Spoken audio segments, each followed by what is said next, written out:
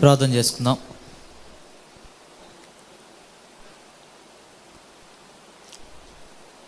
ప్రేమ కలిగిన పరలోకమందున మా తండ్రి, పరిశుద్ధమైన మా దేవ,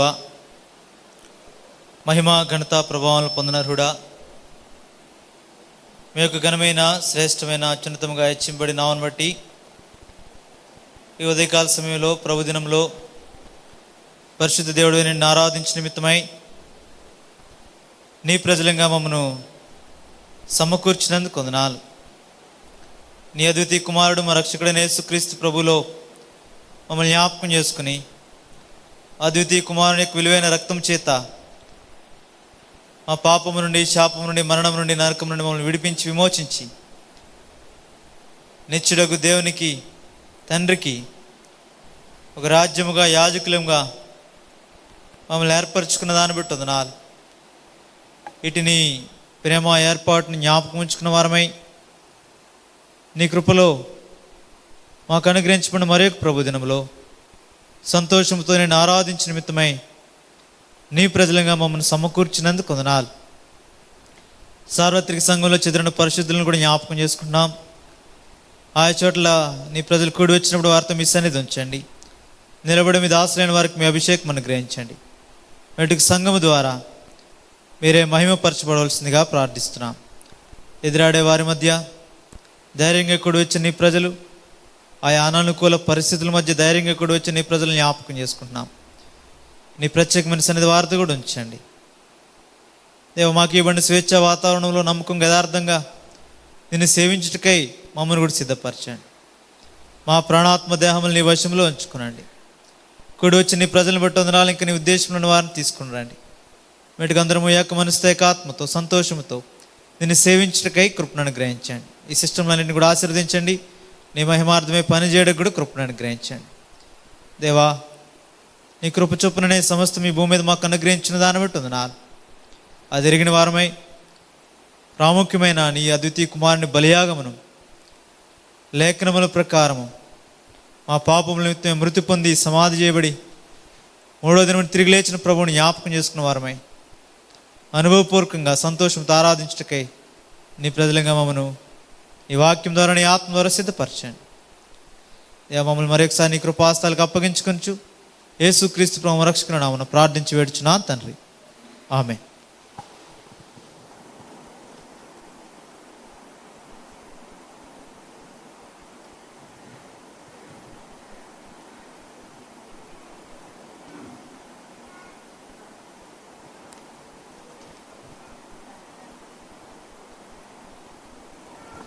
అరవై 67వ పాట పాడదాం. పాట సంఖ్య 67.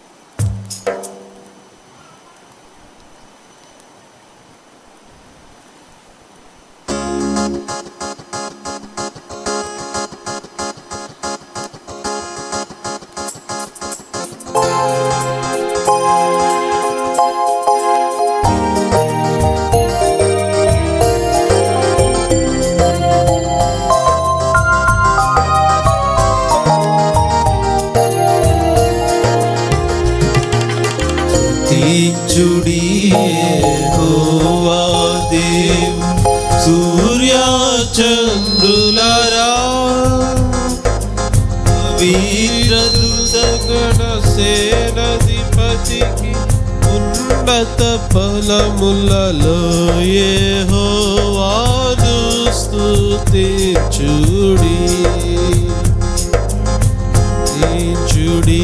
యెహోవా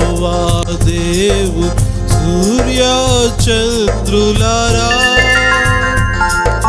పవిత్ర దూతగణ సేనాధిపతికి ఉన్నత స్థలములలో యెహోవాను స్తుతించుడి. కాంతిగల నక్షత్రములారా పరమాకాశమా కాంతిగల నక్షత్రములారా పరమాకాశమా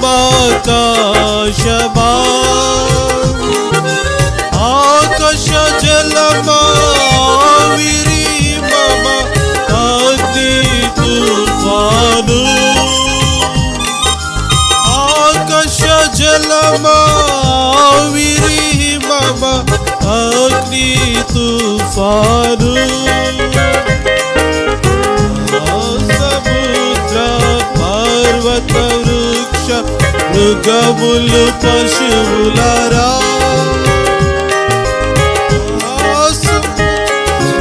పర్వత వృక్ష మృగములు పశువులారా ప్రశంసించుడి ఫలవృక్షములు పరమాతండ్రిని యెహోవాను స్తుతించుడి.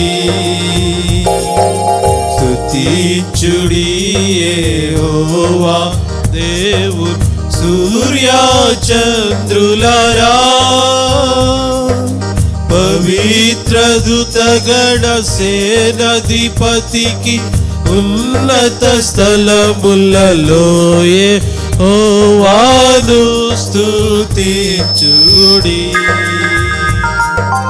రాజులు ప్రజలు న్యాయాధిపతులు అధిపతులారా రాజులు ప్రజలు న్యాయాధిపతులు అధిపతులారా బాలురు యౌవన కన్యకరుదు ప్రభును తీర్చుడి. బాలురు యౌవన కన్యకరుదు ప్రభును తీర్చుడి. జీవులు పలువిధ పక్షులు పాడి స్తుతించుడి. రాకు జీవులు పలువిధ పక్షులు పాడి స్తుతించుడి. ప్రశంసించుడి ప్రభావ మహిమల్ పరమాతండ్రి యెహోవాను స్తుతించుడి. స్తుతించుడి యెహోవా దేవుడు సూర్య చంద్రులారా పవిత్ర దూతగణ సేనాధిపతికి ఉన్నత స్థలములలో యెహోవాను స్తుతించుడి. స్తుతించుడి యెహోవా దేవుని సూర్య చంద్రులారా పవిత్ర దూతగణ సేనాధిపతికి ఉన్నత స్థలములలో యెహోవాను స్తుతించుడి. పాట సంఖ్య 136. 136 పాట పాడదాం.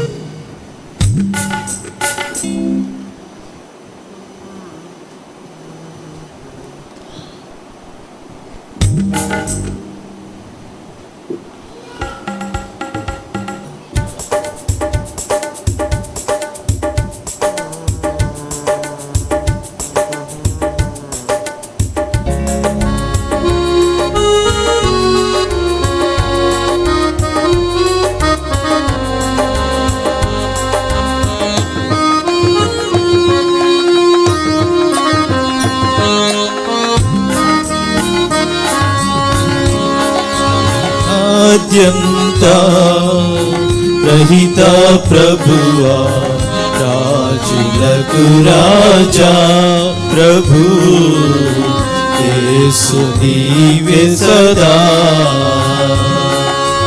ఆద్యంత రహిత ప్రభువా రాజులకు రాజా ప్రభు యేసు నీవే సదా ఆది జనకుడు ఏదో తోటలో శోధనలో పడి వేయించినప్పుడు ఆది జనకుడు ఏదేదో తోటలో శోధనలో పడి వేధించినప్పుడు ఆశలన్నీ అడి ఆశలుగా చేసే ఆశలన్నీ అడి ఆశలుగా చేసే అదములను నీవు ఆదరితూ అమృతమూర్తి నీవే ప్రభు సాటి నీకెవరు అదములను నీవు ఆదరితూ అమృతమూర్తి నీవే ప్రభు సాటి నీకెవరు ఆద్యంత రహిత ప్రభువా రాజులకు రాజా ప్రభు యేసు నీవే సదా స్థానము విడచి తన మహిమ విడచి అనుదినము నిన్ను దూషించు వైరి స్థానము విడచి తన మహిమ విడచి అనుదినము నిన్ను దూషించు వైరి ప్రధానత్వమును పాడు చేసుకొని ప్రధానత్వమును పాడు చేసుకొని నీ ప్రభుత్వము నిరాకరించి నీచున్ ప్రేమించితివి ప్రభు సాటి నీకెవరు నీ ప్రభు నిరాకరించిన నీచున్ ప్రేమించితివి ప్రభు సాటి నీకెవరు ఆద్యంత రహిత ప్రభువా రాజులకు రాజా ప్రభు యేసు నీవే సదా విలచితివి ఇశ్రాయేలు సంతతిని వేల కొలది వాగ్దానములతో విలచితివి ఇశ్రాయేలు సంతతిని వేల కొలది వాగ్దానములతో కలిమియందున కలతలందున కలిమియందున కలతలందున తొలగిపోయిన తల్లాడిన చల్లగా కాచితివి ప్రభు సాటి నీకెవరు తొలగిపోయిన తల్లాడిన చల్లగా కాచితివి ప్రభు సాటి నీకెవరు ఆద్యంత రహిత ప్రభువా రాజులకు రాజా ప్రభు యేసు నీవే సదా రాజ్యమేలి రాజులెందరు రాజనగరు రత్నాల సిరులతో రాజ్యమేలి రాజులెందరు రాజనగరుల రథాల సిరులతో రాజకాంక్షతో రణములు సలిపిరి రాజకాంక్షతో రణములు సలిపిరి రథములను చూచి సదయున్మరచిన నిత్య సత్వీరుడవు ప్రభు సాటి నీకెవరు రథములను చూచి సదయున్మరచిన నిత్య సత్వీరుడవు ప్రభు సాటి నీకెవరు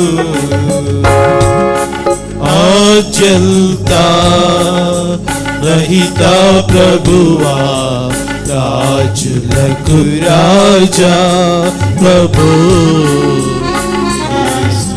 నీవే సదా పరమ జనకుని పలువాకులేనియు తరడు ప్రజలకు ప్రవచించు కొరకై పరమ జనకు పలువాకులేనియు తరడు ప్రజలకు ప్రవచించు కొరకై నిర్ణయించివి దైవజనులను నిర్ణయించితివి దైవజనులను పేరాశ కలిగి పెడత్రోవనడ కరుణించితివి వారిల్ ప్రభు సాటి నీకెవరు పేరాశ కలిగి పెడత్రోవ నడచిన కరుణించితివి వారిల్ ప్రభు సాటి నీకెవరు ఆజంతా రహిత ప్రభువా రాజులకు రాజా ప్రభు యేసు నీవే సదా పాడెదన్ ప్రభుని ప్రేమ గీతం పడి చెడినను ప్రేమించితివని పాడెదన్ ప్రభుని ప్రేమ గీతం పడి చెడినను ప్రేమించితివని కడిగితివి ప్రభు కలుషమునెల్లా కడిగితివి ప్రభు కలుషమునెల్లా విడచిన నేను నీ జాడలని నడిపించే నావికుడా ప్రభు సాటి నీకెవరు విడచిన నేను నీ జాడలని నడిపించే నావికుడా ప్రభు సాటి నీకెవరు ఆజ్యంతా రహిత ప్రభువా రాజులకు రాజా ప్రభు యేసు నీవే సదా ఆద్యంత రహిత ప్రభువా రాజులకు రాజా ప్రభు యేసు నీవే సదా 184 పాట పాడదాం. 184.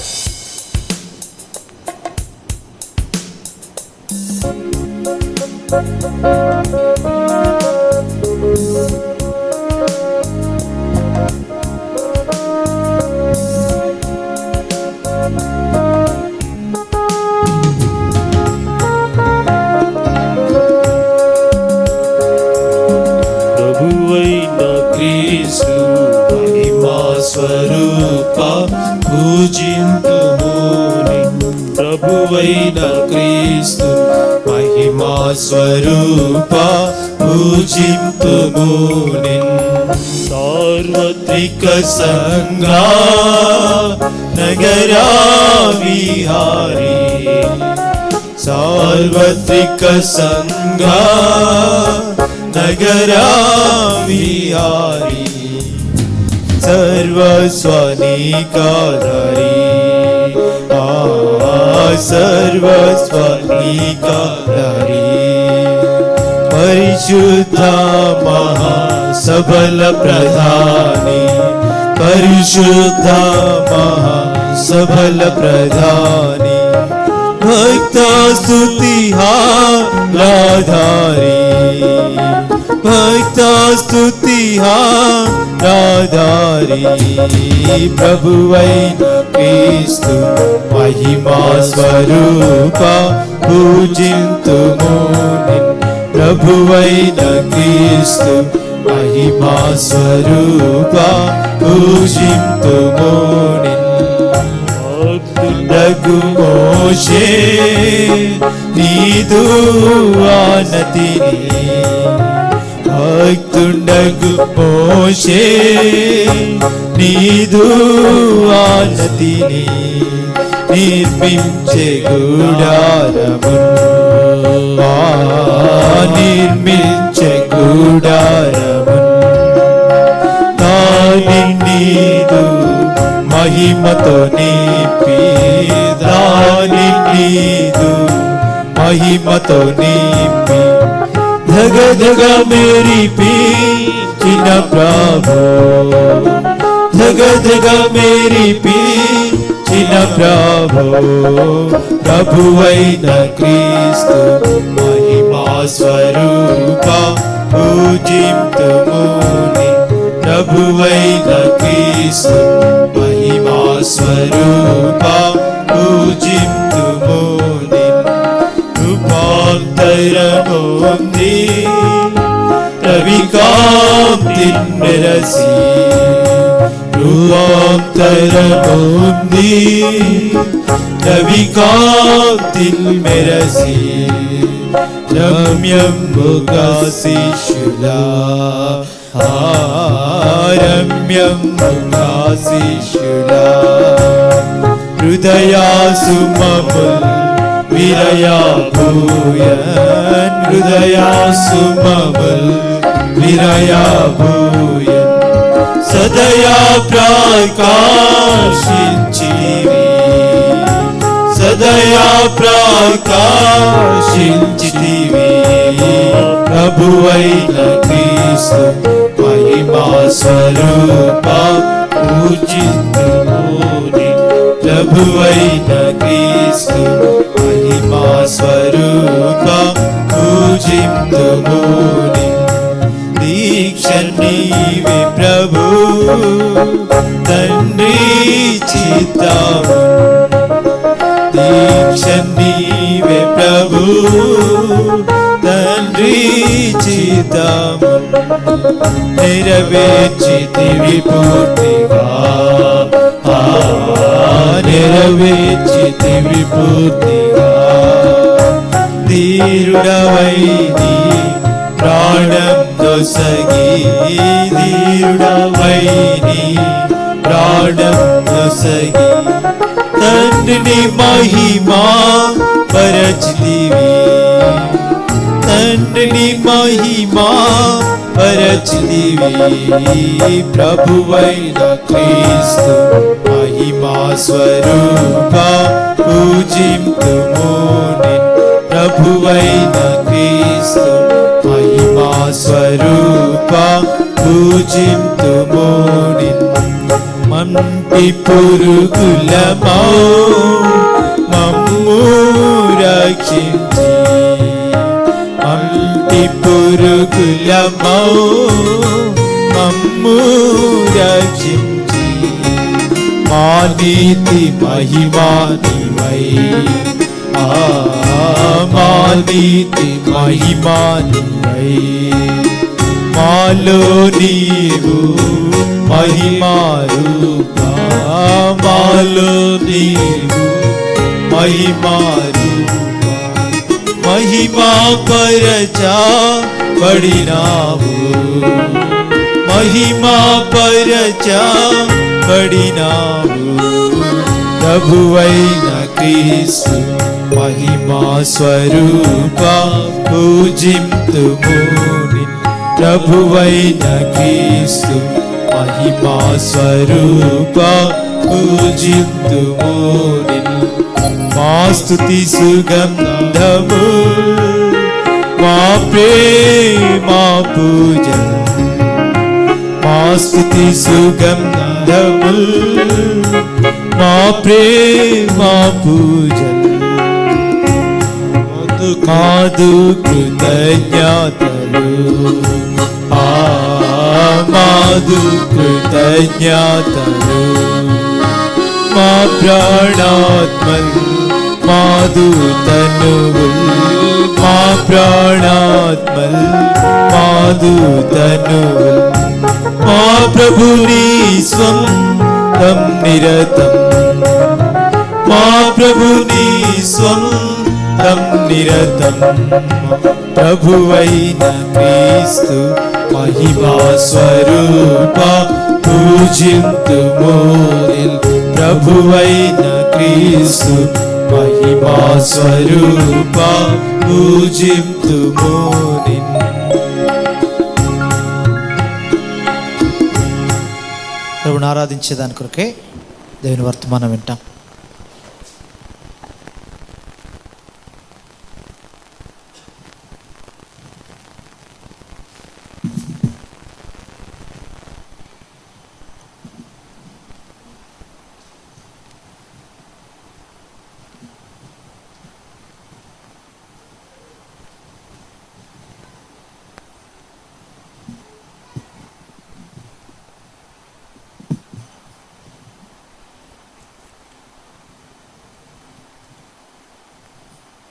ఎఫెసీయులకు రాసిన పత్రిక 2వ అధ్యాయం 19వ వచనం. ఎఫెసీయులకు రాసిన పత్రిక 2వ అధ్యాయము 19వ వచనం అందరం కలిసి చదువుకుంటాం.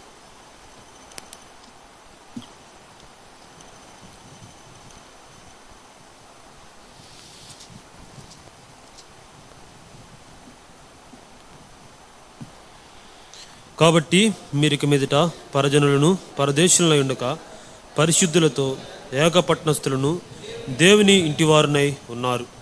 ప్రభు సహాయార్థమే ప్రార్థిస్తాం. దేవా తండ్రి, మరొకసారి మీ ఘనమైన నామమునకు వందనములు స్తోత్రం చెల్లించుకుంటున్నాం. ప్రభా, మీరు మమ్మల్ని ఈ రీతిగా మీ రక్తం ద్వారా విమోచించుకున్న జనాంగంగా మీ సన్నిధానంలో కూడి వచ్చినకు ఇచ్చిన కృపను బట్టి వందనములు స్తోత్రం చెల్లించుకుంటున్నాం. నమ్మదగిన దేవా, ఈ సమయంలో చదవబడిన వాక్య భాగం ఆశీర్వదించి నా కొరకే మా కొరకే కావలసినటువంటి ప్రభా తలంపులను అనుగ్రహించు. తద్వారా మిమ్మల్ని నూతనమైన రీతిలో ఆరాధించుటకు ప్రభా మమ్మల్ని సిద్ధపరచమని మా ప్రభును ప్రియరక్షకుడైన యేసుక్రీస్తు నామమున ప్రార్థించి వేడుకుంటున్నాం మా తండ్రి. ఆమేన్.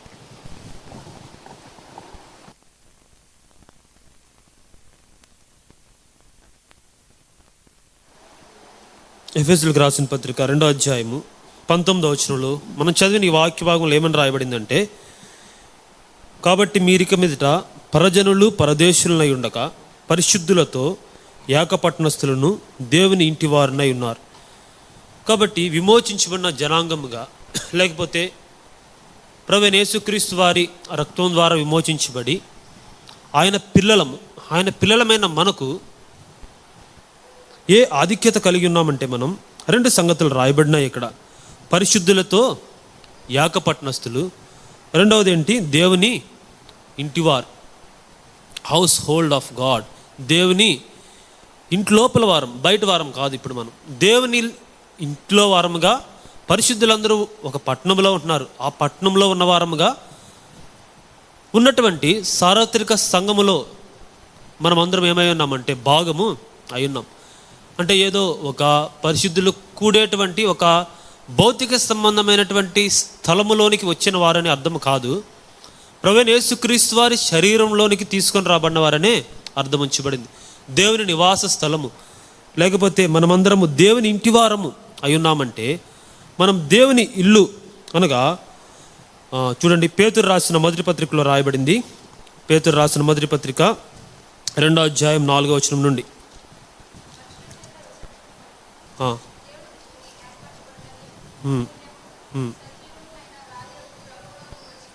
మొట్టమొదటిగా ఏం చేయబడ్డామంటే, మనం సజీవమైన రాయి యొగు ప్రభువు నెద్దకు వచ్చిన వారమే. ఆల్రెడీ మనం వచ్చాము. వచ్చిన వారమైన మనం ఏం చేయబడ్డాం? తర్వాత ఏం చేయబడుతున్నాం? యేసుక్రీస్తు ద్వారా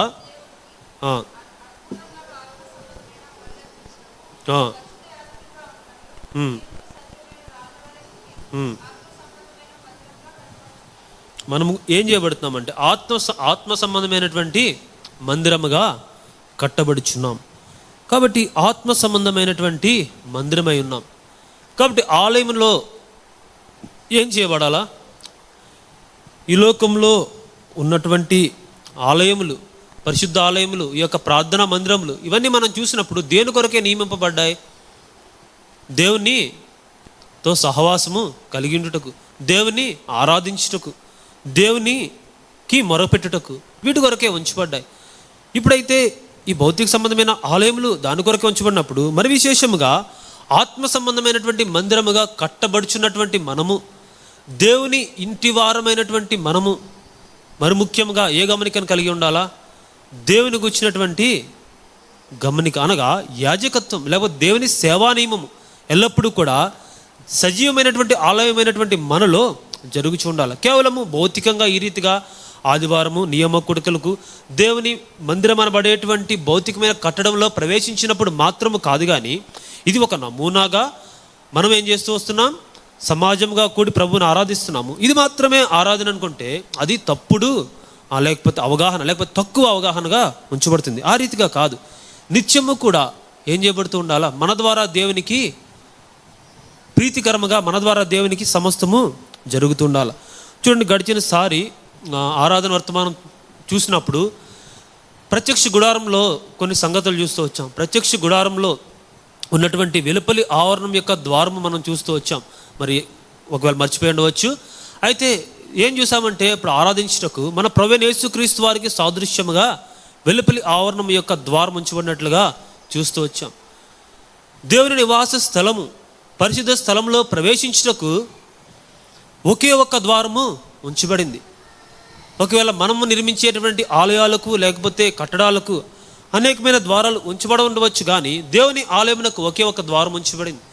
అదే మన ప్రభువైన యేసుక్రీస్తు వారు అనేటువంటి ఒక్కడైనటువంటి మార్గం అని చూస్తూ వచ్చాం.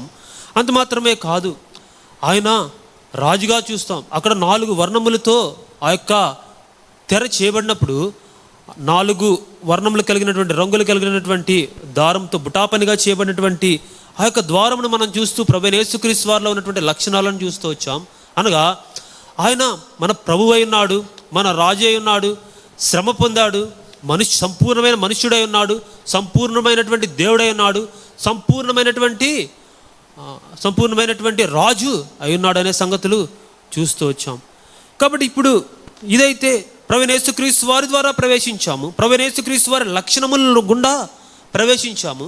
ఇప్పుడు రోమీయులకు రాసిన పత్రికలో 6వ అధ్యాయంలో రాయబడింది, మనం ఆయన యొక్క మరణమందు ఏం చేయబడ్డాం? ఐక్యపరచబడ్డాం. యునైటెడ్ అంటే ఐక్యపరచబడుట అని ఎక్కడైతే రాయబడిందో, ఒకరితో మనం ఐక్యపరచబడితే వారి యొక్క లక్షణాలు వారి యొక్క లక్షణాలు మనకి ఏం చేయబడతాయి? విల్ బి ఇంప్యూటెడ్, మన మీద మోపబడతాయి, లేకపోతే మనకు అనుగ్రహించబడతాయి. మనకు ప్రభు యొక్క లక్షణాలు అనుగ్రహించబడ్డాయి. ఆయన మరణ భూస్థాపన పునరుద్ధానము ద్వారా మనము కూడా రాజులమయ్యాం, మనము కూడా యాజకులమయ్యాం. అంత మాత్రమే కాదు,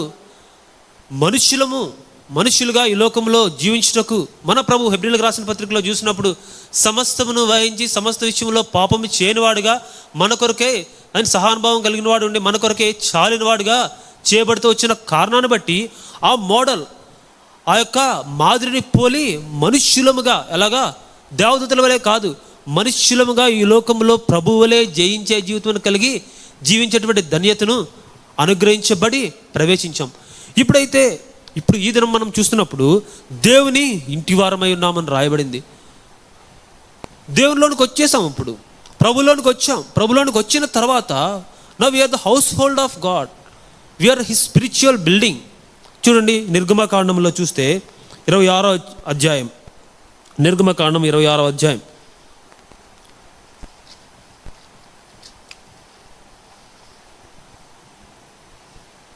36-37 వచనములు. మరియు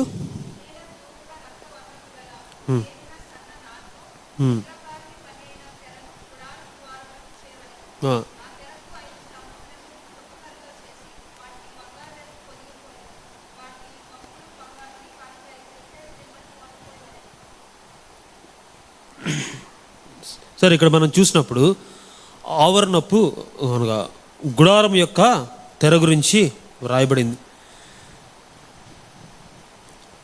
36వ వచనం చివరిలో రాయబడింది, చిత్రకారుని పని అయిన తెరను గుడారపు ద్వారమునకు చేయవలెను.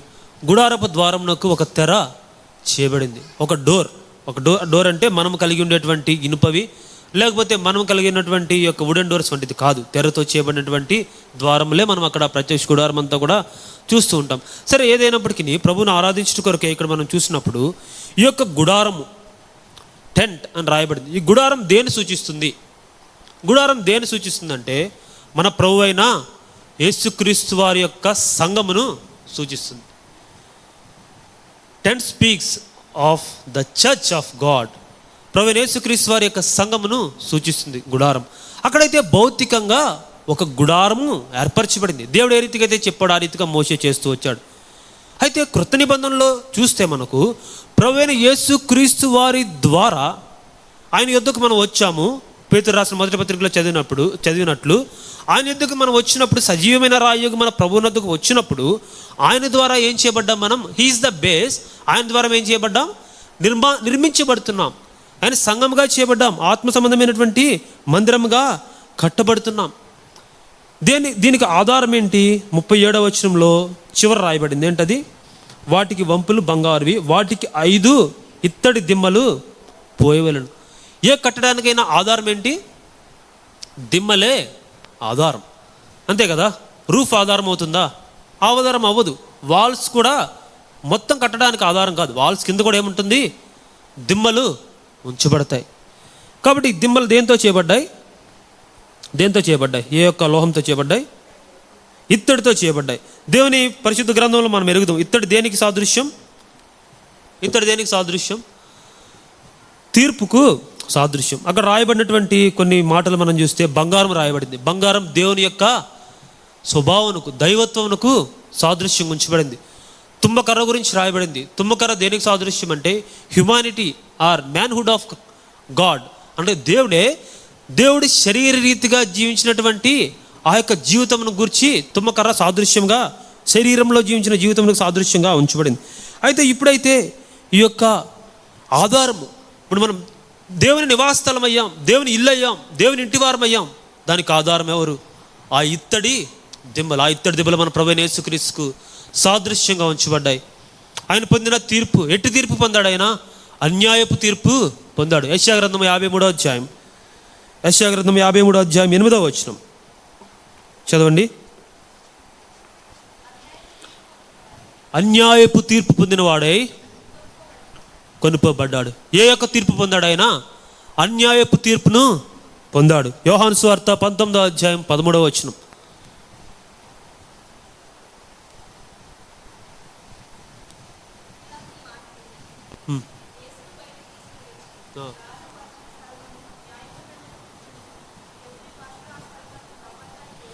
కాబట్టి గబ్బతా యొద్దకు తీసుకొని రాబడినప్పుడు ఏమి తీర్చబడింది? ఆయనకు ఏం తీర్చబడింది? తీర్పు తీర్చబడింది. అది అప్పుడున్నటువంటి న్యాయాన్ని మనం చూసినప్పుడు న్యాయపరముగా ఆయన ఆ శిక్షకు, ఆ తీర్పుకు అర్హుడు కాదు. అన్యాయపు తీర్పును ఆయన పొందుతూ వచ్చాడు. గబ్బతా స్పీక్స్ ఆఫ్ జడ్జ్మెంట్. గబ్బతా అనే యొక్క స్థలము తీర్పును గురించి మాట్లాడుతుంది. అంతకుముందు గెత్సెమనేలో ఉన్నాడు ఆయన, అక్కడ వేదన పొందాడు. గెత్సెమనే అనగా వేదనా స్థలము. ఆ తర్వాత గబ్బతా ద్వారా అన్యాయపు తీర్పు పొందాడు. తర్వాత గొల్గొతా యొద్ద ఆయన మన కొరకే సిలువలో మరణించిన వాడై ఉన్నాడు. కాబట్టి ఈ మార్గము గుండా ఆయన వెళ్ళుట ద్వారా ఆ ఆధారమును బట్టి ఏం నిర్మించబడింది? ఆ గబ్బత దేనికి ఆధారమైందంటే ఆ స్థలం నుండి సంఘము ఉద్భవించబడింది. పాత నిబంధనలో ఉన్న వారికి ఒకవేళ ఇది మర్మము, అది ఏం చేయబడలేదు. It was not revealed at that time. అది బయలుపరచబడలేదు.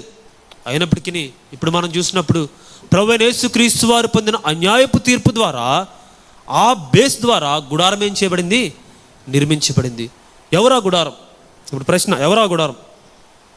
నీవు నేనే ఆ గుడారమై ఉన్నాం. ఎవరైతే ఆ ద్వారం గుండా ప్రవేశించారో, ఎవరైతే ప్రత్యక్ష గుడారమును మనం చూసుకుంటూ వెళ్తే, ఎవరైతే బలిపీఠము అనగా ప్రభువైన యేసుక్రీస్తు వారు అర్పించబడిన అర్పణలో వ్యక్తిగత అనుభవం కలిగి ఆయన అర్పణలోనికి వచ్చారో, తర్వాత ప్రాముఖ్యమైనది గంగాలం ఉంచబడింది. నిత్యము తమ్ము తాము కడుగుకుంటూ, ఇదంతా ప్రాముఖ్యమైంది. అనేక సార్లు బలిపీఠం ఎందుకు మనం వెళ్ళము. ఒక్కసారి ఆయన ఏం చేయబడ్డాడు, రెడెంప్షన్, విమోచన కొరకే ఆయన అర్పించబడింది ఒకే ఒక్కసారి. It is a finished work. సంపూర్ణం చేయబడిన పని అంటే తిరిగి తిరిగి చేయాలా? చేయక్కర్లే. అసంపూర్ణమైన పని అంటే మళ్ళీ ఏదైనా పూర్తి చేయాల్సింది ఉంటుంది. కానీ సంపూర్ణం చేయబడినటువంటి పని ఆయనలో ఐక్యపరచబడ్డాం, విమోచన పొందాం. ఇప్పుడైతే నిత్యము అనగా పలుమార్లు గంగాలం ద్వారా శుద్ధీకరణ పొందుచు ఏం చేయబడుతున్నాం, ఆ గుడారంలోనికి ప్రవేశించాం. గుడారంలోనికి వెళ్తూ ఉంటారు, వస్తూ ఉంటారు యాజకులు. మనం దేవుని నివాస స్థలం అయ్యాం, దేవుని ఇంటివారం అయ్యాం. దానికి కారణం ఎవరంటే మన ప్రభువైన యేసుక్రీస్తు వారి యొక్క అర్పణ. మరి ఒక సంగతి మాత్రం ధ్యానించి మనం ఆరాధనలోకి ప్రవేశిస్తాం.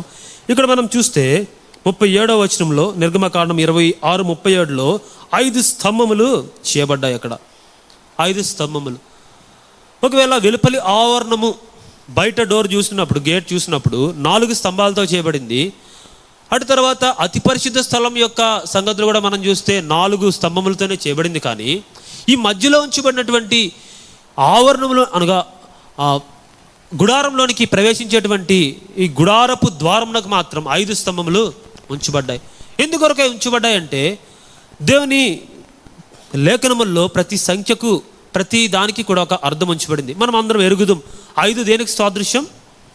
It speaks of grace of God, దేవుని కృపకు సాదృశ్యంగా ఉంచబడింది. అందుకొరకే ప్రభువైన యేసుక్రీస్తు వారిని గురించి యెషయా ప్రవచిస్తూ 5 రకాలైనటువంటి పేర్లతో ఆయనను సంబోధిస్తూ వచ్చాడు. చూడండి, యెషయా గ్రంథము 9వ అధ్యాయం 6వ వచనం.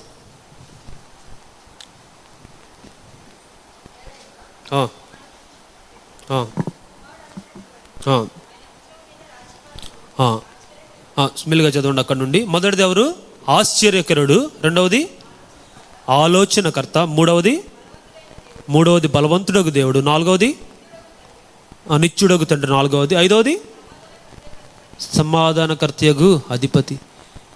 అనగా వేరే వేరే ప్రభువులు కాదు, ఒక్కడైన ప్రభువు, ఆయనలో ఉన్నటువంటి లక్షణములు. మొట్టమొదటిది ఏంటి? ఆశ్చర్యకరుడు. 111వ కీర్తన 4వ వచనం. త్వరగా చదువుకుందాం. 111వ కీర్తన 4వ వచనం. అవి జ్ఞాపకార్థమైనటువంటి ఆశ్చర్య కార్యములై. ఆయన ఆశ్చర్య కార్యాలు ఎలా ఉన్నాయంట? టోకెన్ ఆఫ్ రిమెంబరెన్స్, జ్ఞాపకార్థ సూచనగా, సైన్ ఆఫ్ రిమెంబరెన్స్, జ్ఞాపకార్థ సూచనగా ఉంచబడ్డాయి. ఆయన కార్యములు గొప్ప కార్యములు అని రాయబడింది యోహాను సువార్తలో అయితే. రెండవది ఏంటి? ఆలోచనకర్త. చూడండి, యెషయా గ్రంథంలోనే 28:29. యెషయా గ్రంథం 28:29.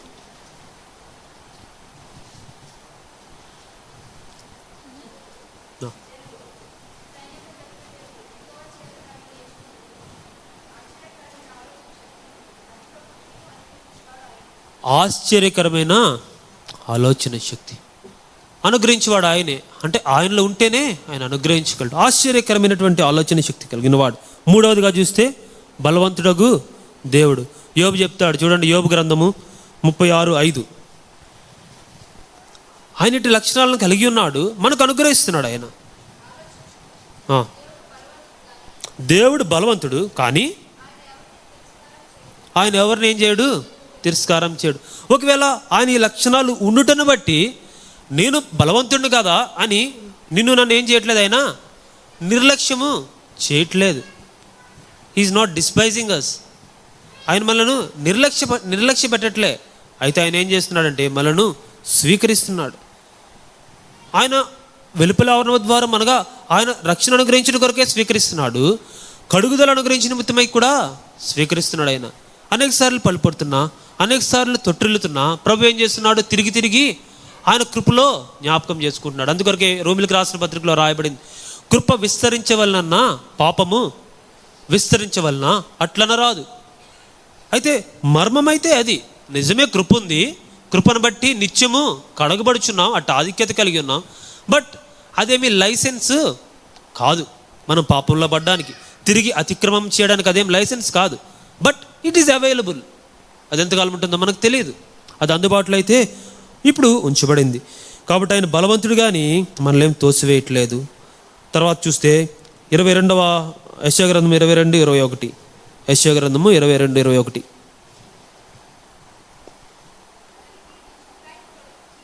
ఎల్యాకీము గురించి చెప్పబడింది.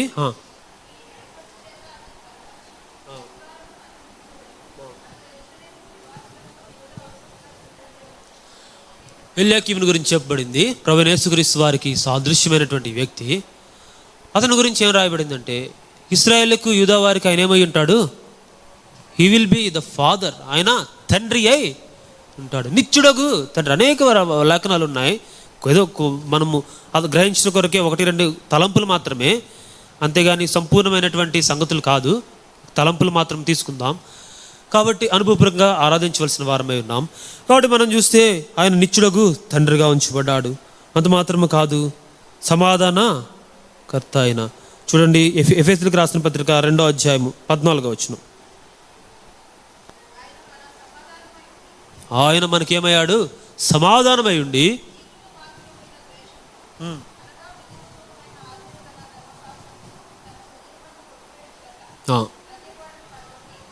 16వ వచనం 16.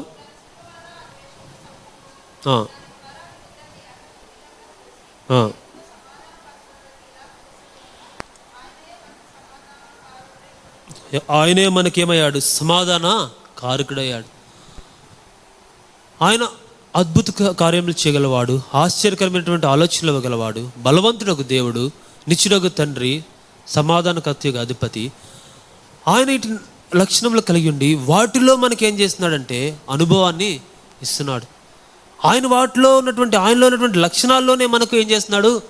మనలను అనుభవించినట్లుగా అట్టివారిగా మనలను చేస్తున్నాడు. ఈ కృప, ఆ కృప ద్వారా ప్రవేశము దొరికింది. మన ప్రభువు మనను ఆ రీతిగా ఆయనలో ఉన్నటువంటి లక్షణంలో ఐక్యపరచబడిన బట్టి నీవు నేను ఏమయ్యామంటే దేవుని నివాస స్థలమయ్యాం, దేవుని గుడారము అవుతూ వచ్చాం. చూడండి, ప్రభు అనుగ్రహించిన 5 సంగతులు, అనేకమైన సంగతులు చూడగలము. అయితే కృప 5 అనే సంగతిని చూస్తున్నాం కాబట్టి ఒక 5 సంగతులు 5 నిమిషంలో చూసుకొని మనం ఆరాధనలోకి ప్రవేశిస్తాం. మొట్టమొదటిగా ఏం పొందాం మనం ప్రభువు నుండి? ఈ కృప ద్వారా, అనగా ప్రభు యొక్క కృప ద్వారా ఏం సంపాదించుకున్నాం? మొట్టమొదటిగా చూస్తే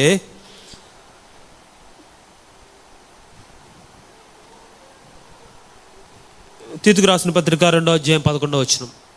తీతుకు రాసిన పత్రిక 2వ అధ్యాయం 11వ వచనం.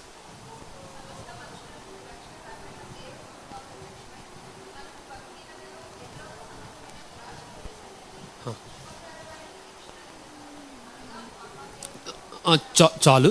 రక్షణార్థమై దేవుని కొరకు దేవుని కృప అనుగ్రహించబడిందంటే మొట్టమొదట హిస్ గ్రేస్ ఈజ్ అంటూ సాల్వేషన్. మొట్టమొదట దేని కొరకు? రక్షణ కొరకు అనుగ్రహించబడింది. రెండవదిగా మనం చూస్తే ఎఫెసీయులకు రాసిన పత్రిక 5వ అధ్యాయం 25వ వచనం. ఎఫెసీ 5:25. అక్కడ నుండి మన ప్రభు ఏం చేస్తున్నాడో సంఘాన్ని చూస్తాం.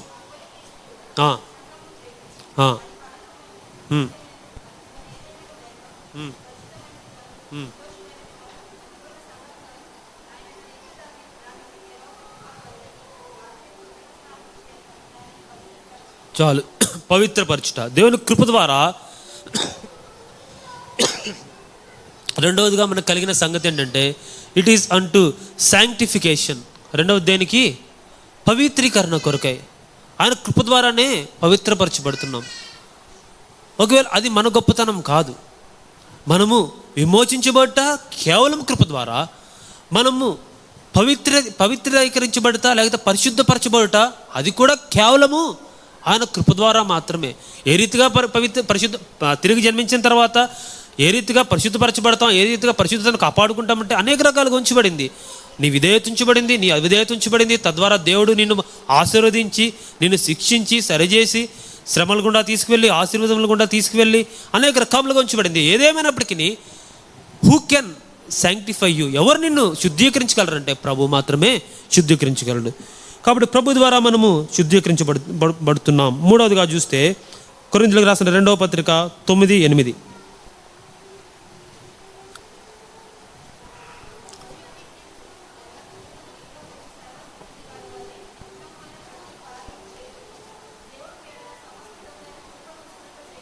కాబట్టి సమస్తము చేయుటకు, సమస్త సమృద్ధి చేయుటకు ఆయన కృప అనుగ్రహిస్తాడు.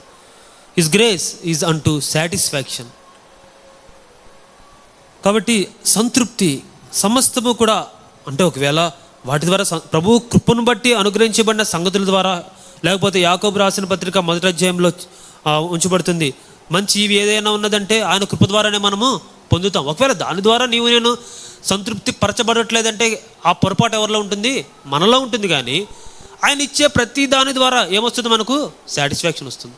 ఒకవేళ ఇశ్రాయేలు కూడా దేవుడిచ్చిన దాన్ని బట్టి సంతృప్తి పరచబడలేదు, ఆ కారణం, ఆ పొరపాటు ఎవరిలో ఉంచబడింది? ఇశ్రాయేల్లో ఉంచబడింది. ఇప్పుడు నీకు నాకు కూడా కొన్ని సంతృప్తి పరచబడలేకపోతున్నామంటే మనలో పొరపాటు ఏమో, కానీ ప్రభు కృప ద్వారా అనుగ్రహించబడిన సమస్తమును మనకేం చేయబడుతుంది? It will give satisfaction. 4వదిగా చూస్తే తిమోతికి రాసిన 2వ పత్రిక 2:1.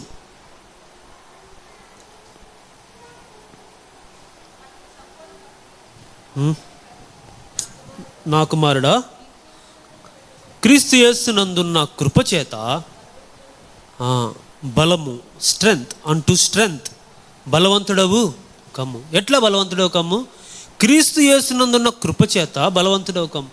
ఈ కృప చూస్తే దినవృత్తాంతంలో రాజుల గ్రంథంలో చూస్తే ఎట్టి రీతిగా రాజులైన వారు ప్రభువైన యేసుక్రీస్తు యెహోవా దేవుని యొద్ద విచారణ చేసినప్పుడు వారికి అనుగ్రహించబడుతుందో చూస్తూ వచ్చాం.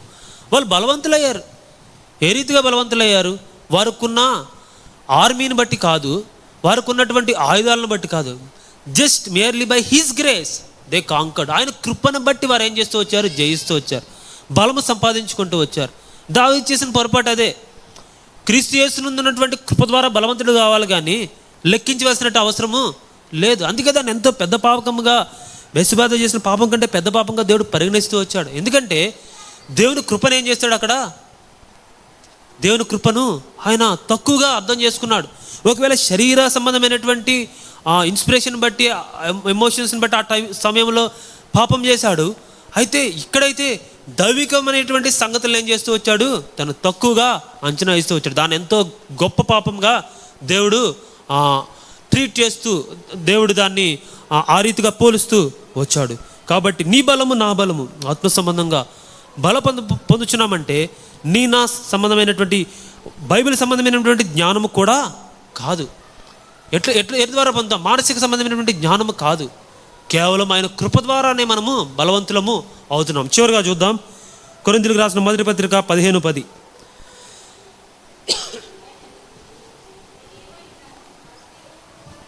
నేనేమై ఉన్నాను? అది దేవుని కృప వలన అయి ఉన్నాను.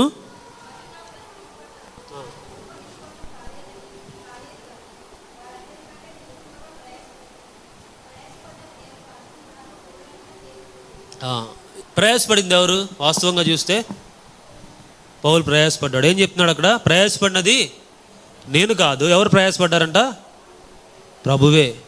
అంటూ సర్వీస్, హిస్ గ్రేస్ అంటూ సర్వీస్, ఆయన కృప సేవని ప్రయాస నిమిత్తమై నేను ప్రయాసపడుతున్నాం.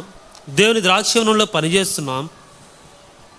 యాజక ధర్మమును ఆ దినముల్లో ఆ యొక్క గుడారంలో ఏ రీతిగా చేస్తూ వచ్చారో నీవు నేను కూడా దేవుని సంఘములో చేస్తూ వస్తున్నాం. అయితే దేవుని కృప ద్వారానే చేస్తూ వస్తున్నాం. దేవుని కృప వలన కలిగినది కానీ మన వలన కలిగినది కాదు. ఒకవేళ అందుకొరకే చెప్పబడింది, ఏదైనా ఘనత మెప్పు కలిగితే ఎవరికి అది ఇవ్వాలా? ప్రభుకే ఇవ్వాల్సిన వారమై ఉన్నాం. We should not take for us. మన కొరకే దాన్ని, ఆ మెరిట్ని తీసుకోనకూడదు. ఎందుకు తీసుకోనకూడదు అంటే, నువ్వు చేసావు, నేను చేస్తున్నాను, కానీ చేయించేవాడు ఎవరు? యుద్ధం ఎవరు చేస్తున్నారు? దేవుడు కనిపించాడు అక్కడ? దావీదే కనిపిస్తాడు, దేవుడు కనిపించాడు మన కళ్ళలో చూస్తే. అయితే who is behind, who is in, ఎవరు లోపల ఉన్నారు, వెనక ఎవరున్నారు, ఎవరి ద్వారా చేయబడింది? యుద్ధము యెహోవాదే. కాబట్టి జరిపించువాడు ఆయనే, ఆయన కృప ద్వారా జరిగించబడుతుంది. కాబట్టి ఆయన కృప ద్వారా రక్షించబడ్డాం, పవిత్రీకరించబడుతున్నాం, బలం పొందుతున్నాం, సంతృప్తిపరచబడుతున్నాం, సేవానియం జరిగిస్తున్నాం. ఆయనతో గొప్ప దేవుడై ఉన్నాడు. సంఘములకు శిరస్సు, ఈ గుడారములకు ఆయన ఏమై ఉన్నాడు? శిరస్సు అయి ఉన్నాడు. క్రీస్తుకు అన్నింటిలో ప్రాముఖ్యము కలుగు నిమిత్తమని రాయబడింది. He has pre eminence in all things. ప్రతి విషయంలో కూడా ఆయనకి ప్రాముఖ్యత కలిగి ఉన్నాడు. నీవు నేను గుడారంగా నిర్మించబడ్డ ఆయనే, ఆయన పొందిన అన్యాయ తీర్పే ఏమైంది? బేస్ చేయబడింది.